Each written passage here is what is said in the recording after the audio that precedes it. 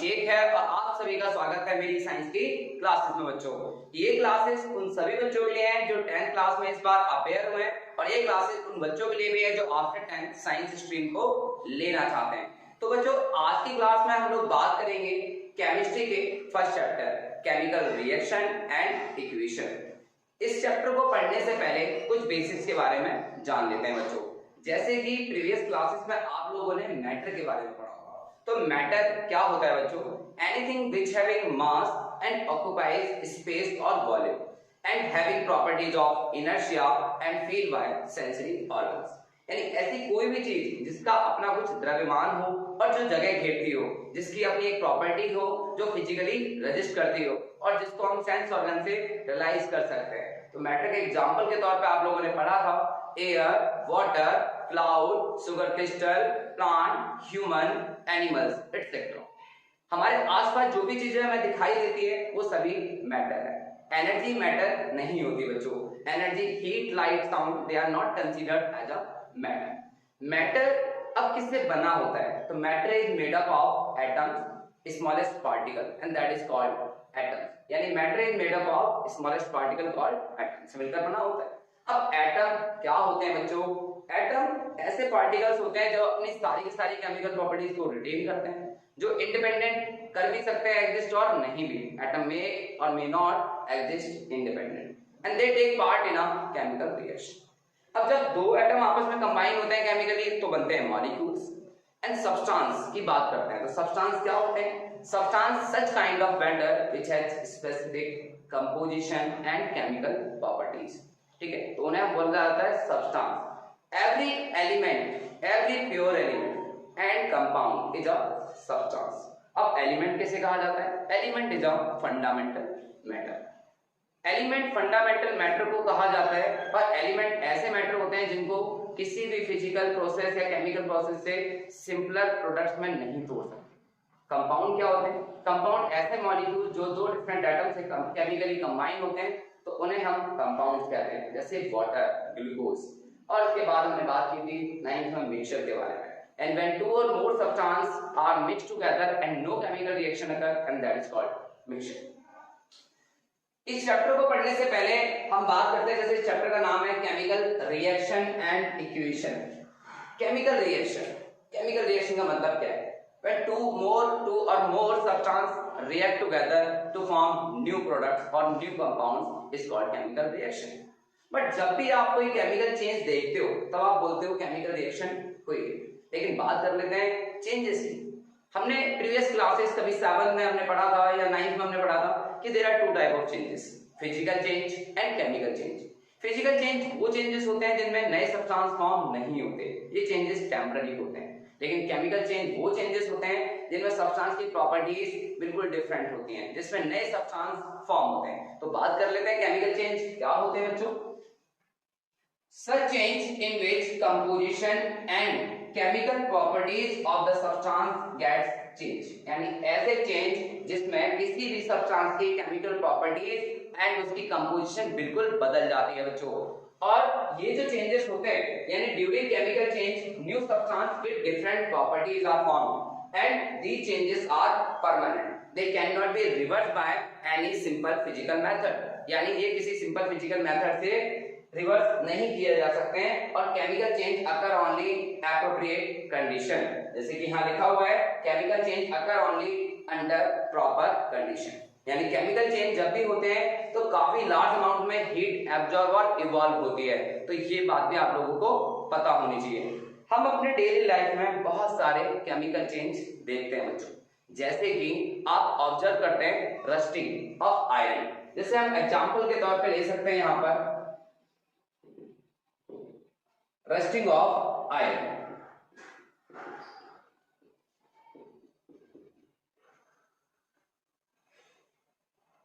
आप लोगों ने बच्चों कोरोजन के बारे में सुना होगा। कोरोजन एक ऐसा फिनोमिना होता है जिसमें किसी मेटल का डिग्रेडेशन होता है बाय एसिड, मॉइस्चर और गैसेस। उसी कोरोजन का एक एग्जांपल है rusting of iron. Rusting of iron एक सीवियर प्रॉब्लम है हर साल की। हमारे कार, ब्रिजेस, बहुत सारी चीजें डैमेज होती हैं ड्यू टू रस्ट। हालांकि रस्टिंग को प्रिवेंट करने के लिए कई मेथड्स अपनाए जाते हैं, बट एक्चुअली हम ये समझते हैं कि why is the rusting of iron is considered a chemical change? क्यों रस्टिंग ऑफ आयरन को केमिकल चेंज का नाम दिया है?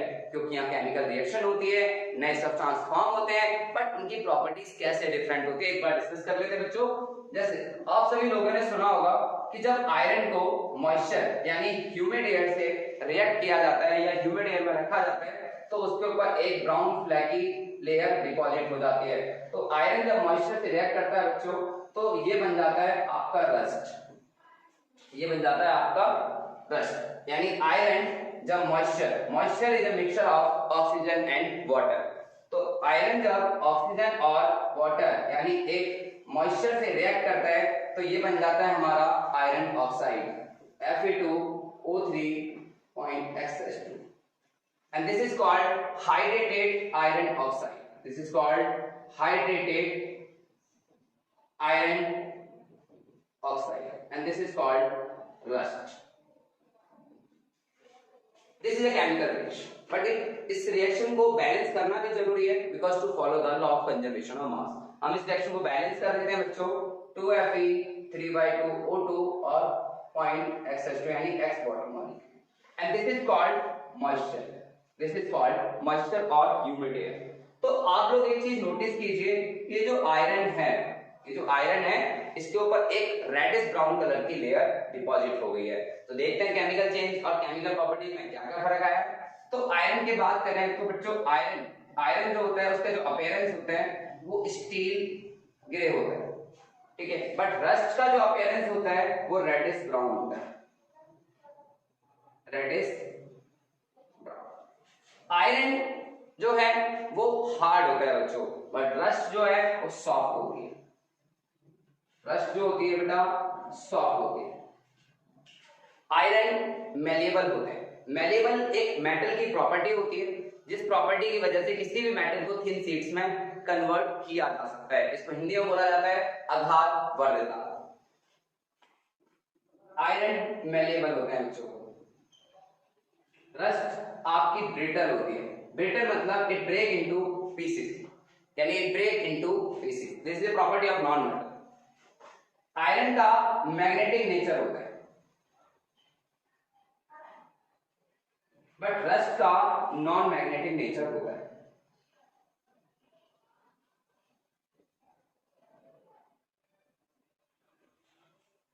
तो इस बेसिस पे आप कह सकते हैं कि आयरन का जो रस्टिंग हो रहा है, रस्टिंग ऑफ आयरन, वो क्या बेटा एक तरह का केमिकल चेंज, क्योंकि सारी प्रॉपर्टीज चेंज हो चुकी हैं। तो आयरन को रस्टिंग से बचाने के लिए कई मेथड्स का यूज किया जाता है, जैसे गैल्वेनाइजेशन।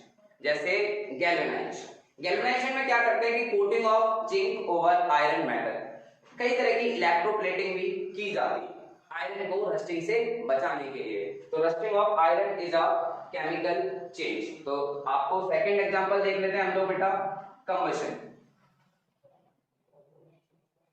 कंबशन या फिर हम कह सकते हैं बर्निंग। कंबशन और burning of natural gas. Natural gas like CNG and methane gas को बोला जाता है सीएनजी एलपीजी, जो आपने 9th में भी पढ़ा है, but the full form of CNG compressed natural gas. But CNG में मेन कंपोनेंट सबसे ज्यादा गैस कौन सी होती है, and that is called methane. 75% is methane gas. LPG को बोला जाता है लिक्विफाइड पेट्रोलियम गैस। और लिक्विफाइड पेट्रोलियम गैस में जो मेन गैसेस होती हैं, मेन हाइड्रोकार्बन्स होते हैं, वो होते हैं इथेन, प्रोपेन और ब्यूटेन। नेचुरल गैस, कोल जो है कार्बन के एक फॉर्म है। कोल, कंबशन ऑफ कोल आपने सुना होगा, combustion paper, would, petrol, kerosene, ये सभी चीजें। Kerosene, burning of wax. कुछ ऐसे चेंजेस भी होते हैं यहाँ पर दोनों तरह के चेंजेस ऑब्जर्व होते हैं, जैसे कि हम वैक्स की बात करें तो melting of wax is a physical change, but burning of wax is a chemical change, क्योंकि जब वैक्स बर्न होता है CO2 and water vapour release होते हैं।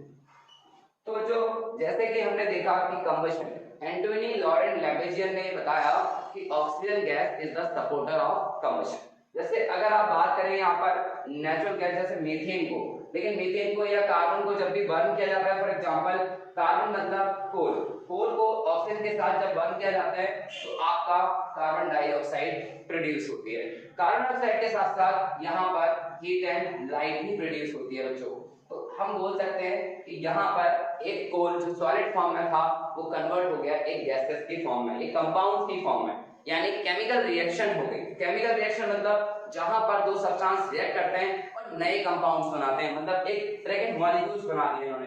और यहाँ पर हम देख रहे हैं कि जो भी बर्निंग है, कोई भी बर्निंग हो, यानी burning is a chemical change. हम लोग बात कर सकते हैं, आप लोग इसके बाद नेक्स्ट और एग्जांपल्स के ऊपर भी डिस्कस कर लेते हैं, जिससे ये टॉपिक हमारा पूरी तरह क्लियर हो जाए बच्चों। आप लोग स्क्रीनशॉट ले सकते हैं बच्चों।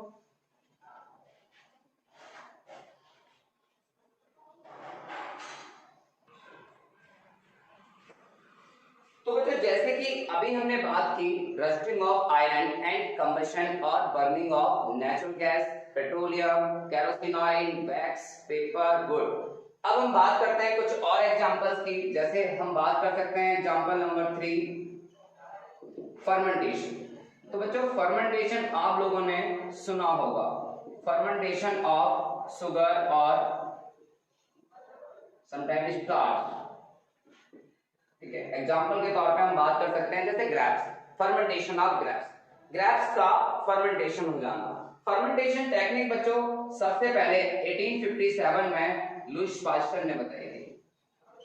इन 1857 Lewis pasture discovered fermentation. Fermentation जो होता है बच्चों एक बेनिफिशियल फंजाई होता है जिसका नाम है ईस्ट। ईस्ट एक यूनिसेलुलर फंगस होता है। ईस्ट क्या करता है बच्चों कि जो भी शुगर है वो in presence in absence of air, इसके पास दो एंजाइम होते हैं, जाइमेज एंड इनवर्टेज। ईस्ट क्या करता है एनारोबिक रेस्पिरेशन करता है, शुगर का यानी लार्ज ऑर्गेनिक मॉलिक्यूल का ब्रेक डाउन करता है एनारोबिकली। एनारोबिक का मतलब होता है बेटा इन अब्सेंस ऑफ एयर। तो शुगर से अल्कोहल बनाना प्लस CO2। तो शुगर का अल्कोहल यानी जो कमर्शियल प्रोडक्शन है अल्कोहल का वो ईस्ट से होता है। तो ईस्ट एक यूनिसेलुलर फंगस है, एक बेनिफिशियल फंगस है। ईस्ट का यूज बहुत सारी चीजों को बनाने में भी यूज किया जाता है, जैसे बेकरी प्रोडक्ट, केक एंड कुछ अदर प्रोडक्ट्स को भी बनाने में यूज किया जाता है, जैसे इडली, डोसा। तो ईस्ट क्या करते हैं एनारोबिकली CO2 प्रोड्यूस करते हैं जो डो को या फिर किसी केक्स को राइज करने में हेल्प करती है। तो ईस्ट क्या करते हैं शुगर या स्टार्च या फ्रूट जूसेस को अल्कोहल बनाने में या वाइन बनाने में इनका यूज किया जाता है बच्चों। तो यहाँ पर हम कह सकते हैं कि fermentation of sugar is a chemical change. यहाँ पर भी एक तरह का क्या चेंज हो रहा है बच्चों, केमिकल चेंज प्रोड्यूस हो रहा है। और जो अल्कोहल फॉर्म होती है and that is called ethanol, इसको एथेनॉल कहा जाता है। और इसका केमिकल फॉर्मूला होता है बच्चों CH3CH2OH। अल्कोहल वो होते हैं जिनके लास्ट में फंक्शनल ग्रुप आपका OH होता है बच्चों। इसके बाद हम बात कर रहे थे example number 4 like curdling of milk. Curdling of यानी दूध से दही बनना, दूध से दही बनना या दूध का सोर हो जाना, खट्टा हो जाना, यानी मिल्क से आपका क्या फॉर्म होता है बच्चों कर्ड। कर्ड एक तरह का डिजायरेबल चेंज है, मतलब कुछ केमिकल चेंज हमारे लिए बहुत अच्छे भी होते हैं और उसमें से कर्ड एक बहुत अच्छा चेंज है। तो curd is a desirable change, एक स्लो चेंज होता है यहाँ पर, है ना। और ये एक चेंज ऐसा चेंज है जो इरिवर्सिबल चेंज है। तो कर्डिंग ऑफ मिल्क, और ये कर्डिंग करने का काम जो है वो एक बैक्टीरिया का काम होता है, that is called lactobacillus bacteria. क्योंकि दही के अंदर बच्चों एक एसिड प्रेजेंट होता है that is called lactic acid. Lactic acid हमारी मसल्स में भी प्रोड्यूस होता है जब हम कोई हैवी एक्सरसाइज कर रहे हैं, जब भी हम कोई एनारोबिक रेस्पिरेशन या इन एब्सेंस ऑफ एयर हमारी मसल्स के अंदर मसल क्रैम्प्स होने लगते हैं due to formation of lactic acid. Lactic acid आपको दही में भी देखने को मिलता है। तो मिल्क यानी कर्डिंग ऑफ मिल्क यानी दूध से दही बनना एक तरह का केमिकल चेंज है, क्योंकि कर्ड से दोबारा मिल्क को ऑब्टेन करना पॉसिबल नहीं है, क्योंकि यहाँ पर बहुत सारी केमिकल रिएक्शन होती हैं प्रोटीन्स के बीच में, फैट के बीच में। तो इसलिए हम बोल सकते हैं curding of milk is a chemical change। अच्छा, एक और केमिकल चेंज हम देखते हैं इसमें, जैसे मेल्टिंग ऑफ बटर। अब आप लोगों को लगेगा कि मेल्टिंग जो है वो एक तरह का फिजिकल चेंज है, मेल्टिंग ऑफ बटर। तो why melting of butter is a chemical change, हम बोल सकते हैं melting of butter is a chemical change. देखो बच्चों, बटर जो है वो एक तरह का इमल्सन होता है fat and water, fat and water. तो जब हम बटर को हीट करते हैं तो इमल्सन ब्रेक होता है, और इमल्सन जब ब्रेक होता है तो फैट दो लेयर में डिपॉजिट हो जाता है, एक घी और एक वाटर। वाटर को हम इवेपोरेट कर देते हैं तो जो हमें ऑयल की जो फैटी लेयर मिलती है, एंड दैट इज कॉल्ड घी, जिसको आप घी बोलते हैं। तो बटर से आपको घी ऑब्टेन होता है, और घी से बटर आप ऑब्टेन नहीं कर सकते बच्चों। बटर से घी का ऑब्टेन होना इज अ केमिकल चेंज। तो हम बोल सकते हैं मेल्टिंग ऑफ, जैसे बोलते हैं ना melting of ice, yes physical change, melting of ice is physical change, melting of butter is a chemical change. Melting of butter क्या है बच्चों? केमिकल चेंज है। तो आप लोग ध्यान रखना इस चीज को, जरूरी नहीं है कि मेल्टिंग देखते ही आप उसको केमिकल चेंज समझेंगे। तो आप जैसे ही बटर को हीट करते हैं वो डिकम्पोज हो जाता है घी में और वाटर की लेयर, जो फैटी लेयर होती है उसको आप घी बोलते हैं। तो घी से बटर को रिवर्स ऑब्टेन करना पॉसिबल नहीं है, यानी एक तरह से हमने इनको क्या बोला था, परमानेंट, यानी केमिकल चेंज जो थे वो परमानेंट है, और हम ये भी कह सकते हैं इरिवर्सिबल। तो बच्चों आप लोगों को थोड़ा आइडिया लग रहा होगा कि क्या केमिकल चेंज होते हैं, और इन केमिकल चेंज को समझने के लिए हमें केमिकल रिएक्शंस को पढ़ना पड़ेगा, और केमिकल रिएक्शन को समझने के लिए हमें केमिकल इक्वेशन को भी समझना पड़ेगा कि कैसे किसी केमिकल चेंज को, कैसे किसी केमिकल रिएक्शन को सिंबॉलिकली रिप्रेजेंट किया जाता है बच्चों। इसके बाद करते हैं हम नेक्स्ट एग्जांपल्स की, आप लोग स्क्रीनशॉट ले लीजिए।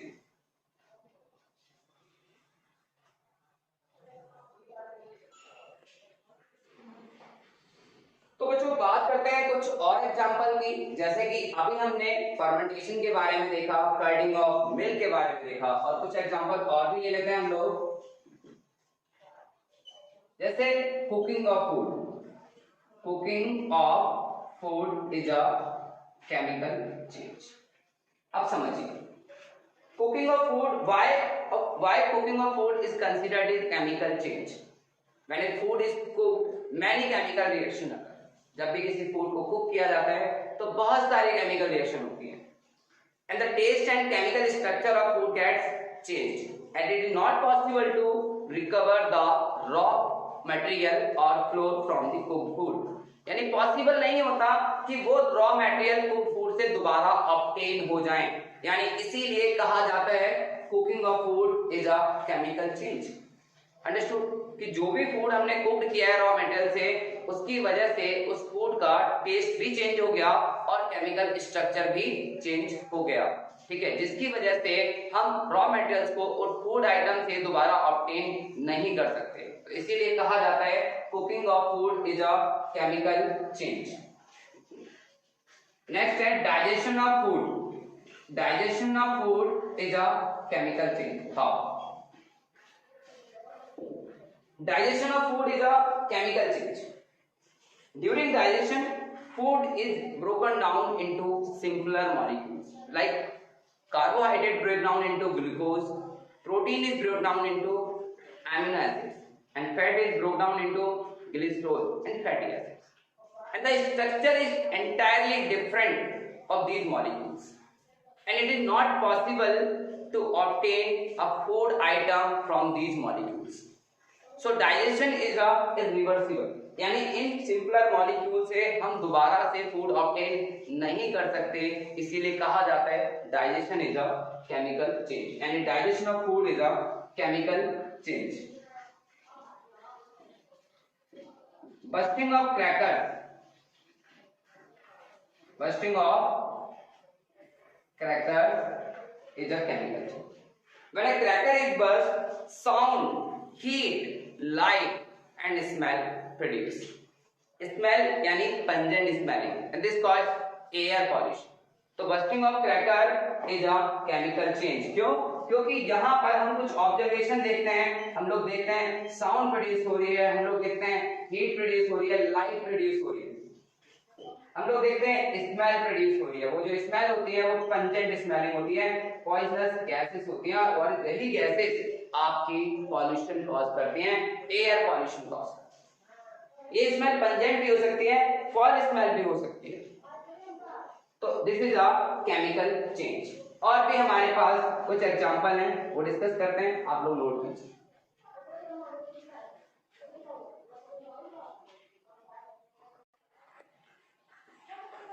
तो बच्चों बात करते हैं और भी कुछ केमिकल चेंजेस की, जैसे कि आपने सुना होगा electrolysis of water, electrolysis of water, या हम बोल सकते हैं इलेक्ट्रोलाइटिक डीकंपोजिशन ऑफ वाटर।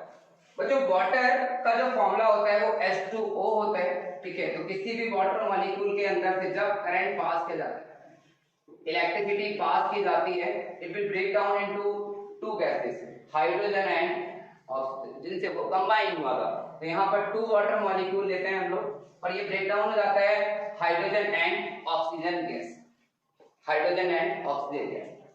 तो इलेक्ट्रोलाइसिस में हम लोग क्या करते हैं कि एक बीकर लेते हैं और वहां पर दो रॉड का यूज किया जाता है, one is cathode and other is anode,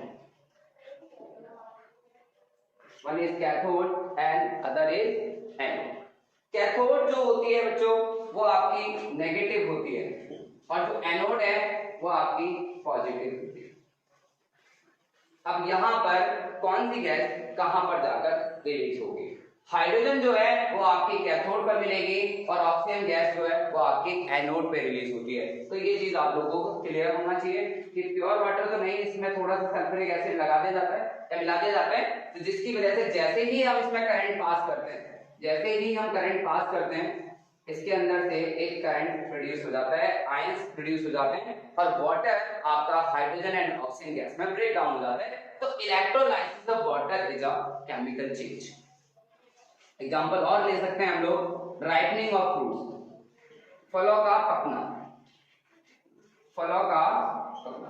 तो राइपनिंग ऑफ फ्रूट जो है, जैसे आपने सुना होगा प्लांट हार्मोन, कई तरह के प्लांट हार्मोन होते हैं जो प्लांट की कंट्रोल एंड कोऑर्डिनेशन में हेल्प करते हैं, auxin, gibberellin, cytokinin, abscisic acid. एक हार्मोन ऐसा होता है जो गैसियस की फॉर्म में होता है only, and one is the only hormone that present in gaseous form and that is called ethylene. उस इथाइलिन हार्मोन की वजह से फल क्या होते हैं? पकते हैं, due to ethylene hormone, due to ethylene hormone. और ये बच्चों आप याद रखना, it is the one hormone that present in gaseous form, ethylene, ripening of fruits, and this is a chemical change। Next chemical change भी देखते हैं बच्चों, आप लोग स्क्रीनशॉट ले लीजिए।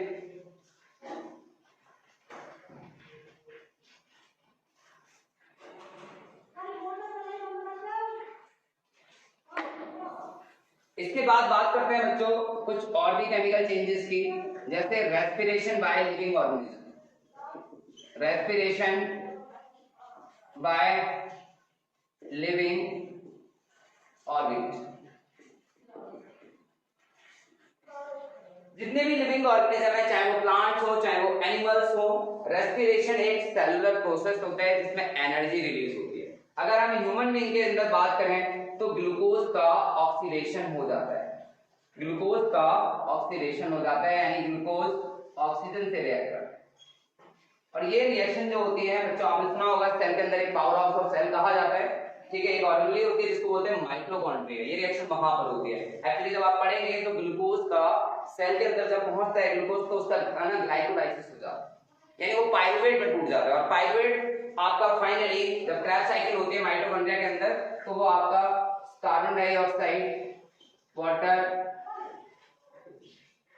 एंड एनर्जी, एटीपी, जिसको adenosine triphosphate energy currency of cell भी कहा जाता है। तो यहां पर आप लोग नोटिस करते हैं कि केमिकल चेंज हो रहा है, ये केमिकल चेंज हो रहा है। यहां पर हम लिख सकते हैं mitochondria, mitochondria, this is called power house of cell. तो रेस्पिरेशन रेस्पिरेशन भी आपका एक तरह का केमिकल चेंज है और इसमें एनर्जी रिलीज होती है, इसीलिए इसको कई बार हम respiration is an exothermic reaction भी कहा जाता है।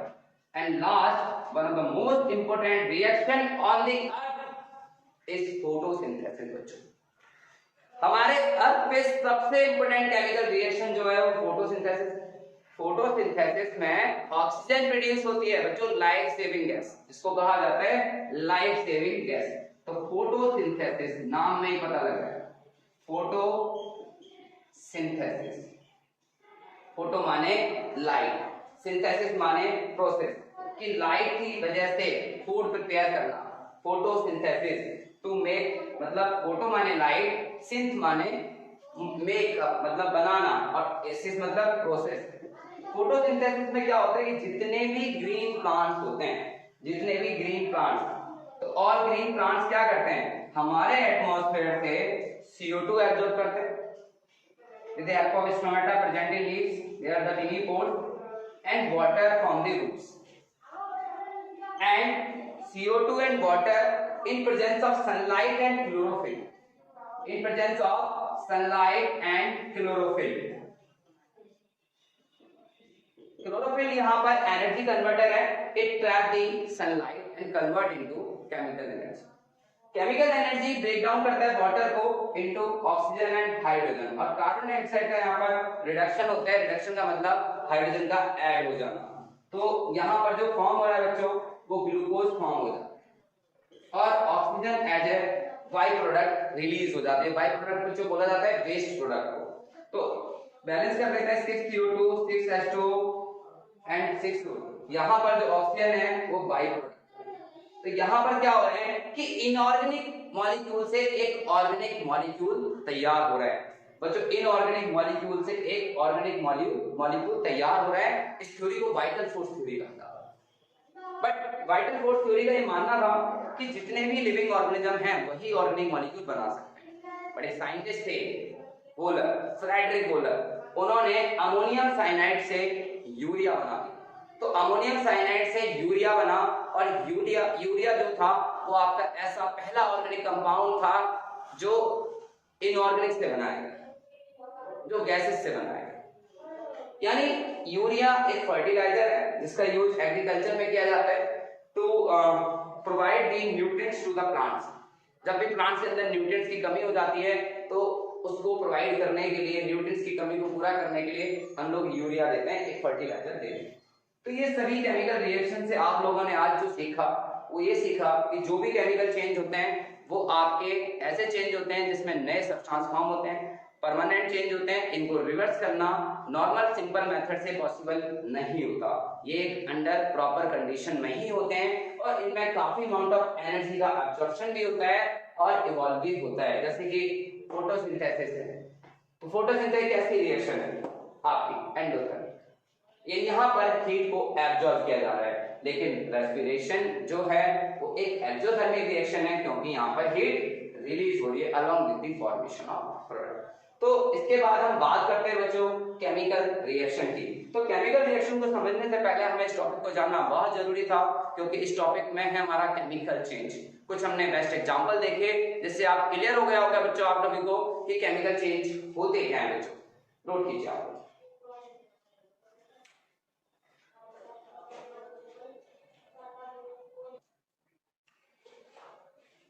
तो बच्चों जैसे कि अभी हमने पढ़ा केमिकल चेंज, अब हम बात करेंगे किसी भी केमिकल चेंज जब होता है तो हम लोग बोलते हैं केमिकल रिएक्शन हुई है। तो केमिकल रिएक्शन का क्या मतलब है बच्चों? रासायनिक अभिक्रिया, यानी the process in which substance, in which two और more substance, that is called reactant. Reactant उन्हें कहा जाता है बच्चों जो आपस में रिएक्ट करते हैं सब्सटेंस, उनको हम रिएक्टेंट कहते हैं। React to form new compounds, यानी ऐसे प्रोडक्ट्स जब आपस में दो सब्सटेंस रिएक्ट करते हैं और नए प्रोडक्ट्स बनाते हैं, नए कंपाउंड्स बनाते हैं, तो इस प्रोसेस को हम लोग केमिकल रिएक्शन कहते हैं। तो केमिकल रिएक्शन का मतलब क्या है? A process in which two और more substance react and form new products, and that is called chemical reaction. अब डेली लाइफ में बहुत जगह केमिकल रिएक्शन मैंने अभी आपको समझाया, जैसे for example formation of water, formation of water. अब जो वाटर का जो फॉर्मेशन है वो भी एक केमिकल प्रोसेस से ही हुआ है। तो जो वाटर फॉर्म होता है बच्चों, वो एक hydrogen gas and oxygen gas जब आपस में रिएक्ट करते हैं तो ये हमारा फॉर्म करते हैं वाटर। जो केमिकल रिएक्शन के बारे में आप लोग 3 बातें जरूर जान लीजिए कि कोई भी केमिकल रिएक्शन एक्चुअल में होनी चाहिए, यानी केमिकल चेंज जो है वो एक्चुअल में होना चाहिए बच्चों। Second, chemical reaction molecular form में होनी चाहिए, कभी भी उसको एटॉमिक फॉर्म में नहीं लेनी। हमेशा जैसे हाइड्रोजन की बात की जाए तो हम लोग उसके मॉलिक्यूल की बात करेंगे, ऑक्सीजन की बात की जाएगी तो O2 की बात करेंगे। रिएक्शन थर्ड जो प्रॉपर्टी है वो reaction should be balanced to follow the law of conservation of mass, जो 9th में आपने पढ़ा है चैप्टर 3। एंटोनी लेविटिन ने लॉ ऑफ कंजर्वेशन ऑफ मास दिया, यानी mass neither be created nor be destroyed. The atoms of reactant is equal two atoms of product. H2 plus O2 जब हमारा फॉर्म होता है तो हमारा वाटर फॉर्म होता है। अब H2O ही क्यों बना, H2O2 क्यों नहीं बना, 2HO क्यों नहीं बना? तो यहाँ हमने 9th क्लास में केमिकल फॉर्मूला बनाना सीखा था और वहां हमने देखा था कि हाइड्रोजन और ऑक्सीजन, हाइड्रोजन की वैलेंसी 1, ऑक्सीजन की 2, क्रॉस मल्टीप्लाई करते हैं तो H2O, तो ड्यू टू वैलेंसी ये फॉर्मूला बन गया। लेकिन अगर फिजिकल स्टेट की देखें तो हाइड्रोजन गैस की फॉर्म में है, ऑक्सीजन गैस की फॉर्म में है, बट वाटर जो है वो लिक्विड की फॉर्म में है। तो यानी केमिकल रिएक्शन, बहुत सारी केमिकल रिएक्शन है, जैसे फॉर्मेशन ऑफ वाटर है, फोटोसिंथेसिस है, रेस्पिरेशन है, ठीक है, formation of slaked lime and that is called chemical reaction. अब किसी भी केमिकल रिएक्शन को कैसे ऑब्जर्व किया जाए, तो कुछ कैरेक्टरिस्टिक्स हैं केमिकल रिएक्शन की, उनके बारे में जान लेते हैं। जैसे change in state. Change in state मतलब किसी भी स्टेट से जाना, सॉलिड से लिक्विड या लिक्विड से गैस। जैसे कि आप यहाँ पर देख रहे हैं, यहाँ पर जो वाटर है वो एक लिक्विड स्टेट में मिल रहा है, या हम बोल सकते हैं burning of magnesium ribbon, burning of magnesium ribbon, burning of magnesium ribbon. तो जब हम बात करते हैं मैग्नीशियम की ऑक्सीजन से, तो मैग्नीशियम ऑक्साइड फॉर्म होता है, मैग्नीशियम ऑक्साइड। मैग्नीशियम जो है वो सॉलिड फॉर्म में होता है और मैग्नीशियम ऑक्साइड जो आपका पाउडर फॉर्म में होता है। साइड में काफी अमाउंट में इसको हीट करना पड़ता है और इसके साथ हीट एंड लाइट भी रिलीज होती है। अगर किसी भी मैग्नीशियम रिबन को अगर हम ड्राई आइस के क्यूब के अंदर बर्न करें तो ब्राइट लाइट प्रोड्यूस होती है, और जब मैग्नीशियम रिबन बर्न होता है तो डैजलिंग व्हाइट फ्लेम प्रोड्यूस होती है। तो चेंज इन स्टेट यानी जहां पर सॉलिड से लिक्विड या लिक्विड से गैस, इस तरह के चेंजेस अगर हम देखें, ठीक है, जलते समय या फॉर्मेशन होते समय, तो हम लोग बोलते हैं केमिकल चेंज हुआ है। चेंज इन टेम्परेचर, जैसे फॉर्मेशन ऑफ स्लैकनाइन, फॉर्मेशन ऑफ स्लैकनाइन। स्लैकनाइन बच्चों कहा जाता है लाइम वाटर को। तो जब हम कैल्शियम ऑक्साइड को वाटर से रिएक्ट कराते हैं तो हमारा स्लैकनाइन फॉर्म होता है, यानी जब हम क्विक लाइम को वाटर से रिएक्ट कराते हैं तो हमारा फॉर्म होता है कैल्शियम हाइड्रोक्साइड, और प्लस में रिलीज होती है हीट, मतलब टेम्परेचर में चेंज आ जाता है। टेम्परेचर के बारे में आप लोगों को पता ही होगा कि temperature is the degree of hotness and coldness of a body. किसी भी वस्तु की ठंडाहट या गर्माहट को टेम्परेचर कहा जाता है। Formation of precipitate. प्रेसिपिटेट बच्चों इनसॉल्युबल सॉल्ट को कहा जाता है कि ऐसे सॉल्ट जो इनसॉल्युबल होते हैं उन्हें हम बोलते हैं प्रेसिपिटेट। जैसे कि कई बार आप फॉर्मेशन ऑफ बैरियम सल्फेट, यानी जब बैरियम क्लोराइड को सोडियम सल्फेट से रिएक्ट कराया जाता है तो आपके बैरियम सल्फेट फॉर्म होते हैं, और जनरली प्रेसिपिटेट जो होते हैं वो व्हाइट कलर के प्रेसिपिटेट होते हैं। तो यहाँ पर हम लिख सकते हैं formation of white precipitate of barium sulphate. ये आपको मैं आने वाली क्लासेस में समझाऊंगा कैसे प्रेसिपिटेट फॉर्म होते हैं due to exchange of ion. Change in colour, कई बार क्या होता है कि हम कलर में चेंज होते देखते हैं, जैसे लेड नाइट्रेट को जब हम हीट करते हैं तो वो येलो कलर में चेंज हो जाता है, या silver bromide, for example silver bromide salt को जब हम सनलाइट में रखते हैं तो वो डिकम्पोज हो जाता है, तो सिल्वर आपका अलग हो जाता है और ब्रोमीन गैस अलग। तो यहाँ पर जो व्हाइट कलर का जो सिल्वर है ब्रोमाइड, वो आपका ग्रे कलर में चेंज हो जाता है। तो यानी आपने देखा कि कलर में चेंज हो रहा है। नेक्स्ट है इवोल्यूशन ऑफ गैस। यानी जब किसी भी मेटल को for example zinc hydrochloric acid या सल्फ्यूरिक एसिड से रिएक्ट कराया जाता है तो आपका फॉर्म होती है हाइड्रोजन गैस, इवॉल्व होती है। ठीक है, जिंक सल्फेट आपका एक कंपाउंड बन गया और आपकी हाइड्रोजन गैस रिलीज हो रही है। अगर बर्निंग कैंडल को हाइड्रोजन गैस के पास लेकर जाते हैं तो वो पॉप साउंड प्रोड्यूस होती है, तो साउंड भी प्रोड्यूस होते हैं। तो इवोल्यूशन ऑफ गैस यानी किसी भी मेटल को एसिड में डिप करने पर गैस का इवोल्यूशन हो रहा है। तो यहां भी हम कह सकते हैं केमिकल चेंज हो रहा है।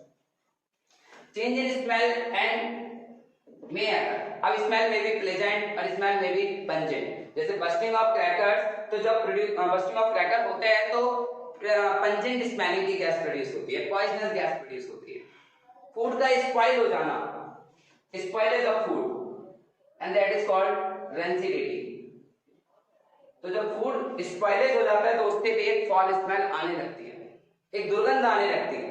तो इसीलिए बहुत सारी फूड इंडस्ट्री फूड को प्रिजर्व करने के लिए कुछ केमिकल्स का यूज करती है। मैंने इंपोर्टेंस ऑफ केमिस्ट्री में बताया भी था, BHA butylated hydroxy anisole, BHT butylated hydroxy toluene, sodium benzoate, potassium metabisulphite, nitrogen gas, ये फूड को प्रिजर्व करने में हेल्प करते हैं। नेक्स्ट है energy in the form of light and sound, जैसे कि मैंने बताया bursting of cracker, bursting of crackers. तो इन सभी ऑब्जर्वेशन के बेसिस पे आप लोग कहते हैं कि कोई केमिकल रिएक्शन हो रही है बच्चों। तो ये चीज हमने आज पढ़ी कि केमिकल रिएक्शन किसे कहा जाता है, केमिकल रिएक्शन को कैसे ऑब्जर्व किया जाता है, केमिकल रिएक्शन में केमिकल चेंजेस के हमने जो कॉन्सेप्ट को समझे और उनको हमने अप्लाई भी किया बच्चों। तो इसके बाद हम बात करते हैं केमिकल इक्वेशन की। आप लोग इसका स्क्रीनशॉट ले लीजिए बच्चों।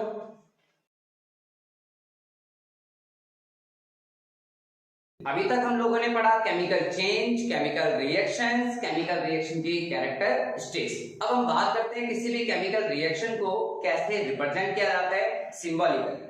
केमिकल इक्वेशन का मतलब होता है क्या है? It is a symbolic representation of an actual chemical change. It is a symbolic representation of an actual chemical change in terms of symbol of element और formula of compound, and that is called chemical equation. अब chemical equation को कैसे read किया जाए, reactant क्या होते हैं और प्रोडक्ट्स क्या होते हैं बच्चों। जैसे हम एक एग्जांपल लेते हैं यहाँ पर, formation of water, formation of water, या हम बात कर सकते हैं formation of ammonia gas, formation of ammonia, formation of ammonia. अब अमोनिया जो गैस है वो एक फर्टिलाइजर के रूप में भी यूज की जाती है। अमोनिया फर्टिलाइजर बनाने में यूज की जाती है बच्चों। और अमोनिया गैस जो फॉर्म होती है वो नाइट्रोजन एंड हाइड्रोजन गैस से फॉर्म होती है बच्चों। Nitrogen and hydrogen gas form ammonia. Nitrogen को हम मॉलिक्यूलर फॉर्म में लेंगे और हाइड्रोजन को भी हम मॉलिक्यूलर फॉर्म में लेंगे। अब अमोनिया का फॉर्मेशन कैसे होता है, तो आप लोगों ने 9th में पढ़ा है, नाइट्रोजन जिसकी वैलेंसी 3 होती है बच्चों और हाइड्रोजन जिसकी वैलेंसी 1 होती है। तो जब हम इनको क्रॉस मल्टीप्लाई करते हैं तो हमारा जो फॉर्मूला बनता है वो NH3 बनता है। तो NH3 is the formula of ammonia gas. यहाँ पर हमने नाइट्रोजन को सिंबॉलिकली N2 से रिप्रेजेंट किया और हाइड्रोजन को हमने H2, और अमोनिया जो मॉलिक्यूल है वो एक कंपाउंड है, यानी हम किसी भी केमिकल रिएक्शन को सिंबल और फॉर्मूले की तरह से रिप्रेजेंट करते हैं और इसी रिप्रेजेंटेशन के तरीके को केमिकल इक्वेशन कहा जाता है, यानी it is a short hand method to represent a chemical change. अब यहाँ पर हम बात करते हैं नाइट्रोजन, इनकी कुछ फिजिकल स्टेट, जैसे कि नाइट्रोजन गैस की फॉर्म है, hydrogen gas and ammonia is also present in gaseous form, and how to read a chemical equation. For example के तौर पे हम लोग देखते हैं A react B produce C and D। यहाँ पर इसे रिएक्ट रीड करने का एक तरीका है बच्चों। अब ऐसे रीड नहीं करना कि A प्लस बी तीर का निशान C प्लस D, ऐसे नहीं रीड करना। आपको रीड करना है A रिएक्ट B प्रोड्यूस, इस एरो का मतलब होता है प्रोड्यूस सी एंड डी। ये जो लेफ्ट हैंड साइड में लिखे होते हैं इनको हम रिएक्टेंट कहते हैं। क्या कहते हैं बच्चों? Reactant. It is always written with left side with a plus sign. ठीक है, it is always written in a left hand side with a plus sign. और जो राइट हैंड साइड में होते हैं उनको हम प्रोडक्ट कहते हैं, जो कि राइट हैंड साइड में लिखे जाते हैं। ठीक है बच्चों, तो इस तरह से हम किसी भी केमिकल इक्वेशन को रीड करते हैं। A react B produce C and D. Reactant वो सब्सटेंस होते हैं जो आपस में कंबाइन होते हैं, और प्रोडक्ट वो सब्सटेंस होते हैं जो रिएक्टेंट के कॉम्बिनेशन की वजह से फॉर्म होते हैं बच्चों। तो हम लोगों को ये क्लियर हुआ कि कैसे केमिकल इक्वेशन को रिप्रेजेंट किया जाता है बच्चों। यहाँ पर कुछ और भी बातें हम लोग जानते हैं, जैसे इस रिएक्शन को हम लोग बैलेंस करते हैं। इधर हमारे पास नाइट्रोजन के 2 एटम्स हैं, इधर हमारे पास 1 एटम्स है बच्चों। तो हमने यहाँ पर क्या करा, 2 से मल्टीप्लाई कर दिया। अब यहाँ पर हाइड्रोजन कितने हो गए, 2 3 जा 6, और इधर कितने हैं, तो हमने यहाँ पर 3 से मल्टीप्लाई किया, यानी ये रिएक्शन अब बैलेंस हो चुकी है। इस रिएक्शन को अब हम बोलेंगे बैलेंस्ड केमिकल इक्वेशन। बच्चों ये जो छोटे रिटन जो शॉर्ट लेटर्स में जो लिखे हुए हैं नंबर, इनको हम सबस्क्रिप्ट कहते हैं, और ये जो आगे लिखे होते हैं इनके फ्रंट में, इनको हम कोफिशिएंट्स कहते हैं। एक बात याद रखना, आपको मैं नेक्स्ट क्लास में बैलेंसिंग जब सिखाऊंगा तो वहां पर मैं बताऊंगा आप लोगों को कि हम हमेशा कोफिशिएंट्स को ही बैलेंस करते हैं, कभी भी सब्स्क्रिप्ट को चेंज नहीं करते जब भी हम बैलेंसिंग करेंगे। और यहाँ पर हम कुछ बात भी याद कर लेते हैं, जैसे जब भी हम किसी भी कंपाउंड या फॉर्मूले को लिखेंगे तो उनके कुछ फिजिकल स्टेट को भी लिखेंगे। जैसे सॉलिड के लिए हम लोग यूज करेंगे स्मॉल लेटर एस, लिक्विड के लिए हम लोग यूज करेंगे एल, और गैस के लिए हम लोग यूज करेंगे जी। और यदि कोई चीज पानी में डिसॉल्व होगी तो हम लोग उसके लिए यूज करेंगे एक्वास, और सिंबल के रूप में लेंगे AQ। तो यानी किसी भी केमिकल रिएक्शन में हम लोग उसकी फिजिकल स्टेट को भी जरूर लिखते हैं बच्चों। तो नेक्स्ट क्लास में हम लोग मिलेंगे नेक्स्ट वीडियो के साथ।